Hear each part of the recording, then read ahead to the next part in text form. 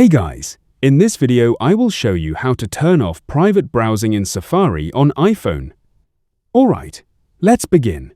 First, open Safari, tap the three dots at the bottom, select all tabs and exit private browsing. Now, open the Settings app and scroll down to Screen Time.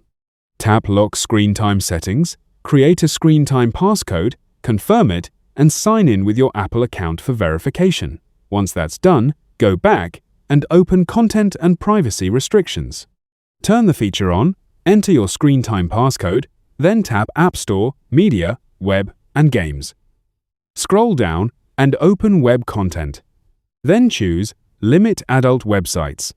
After applying this setting, open Safari again and check the tab switcher. You'll see that the private browsing option has disappeared, meaning it can no longer be enabled unless the screen time settings are changed using the passcode you created. That's it for this video. Thanks.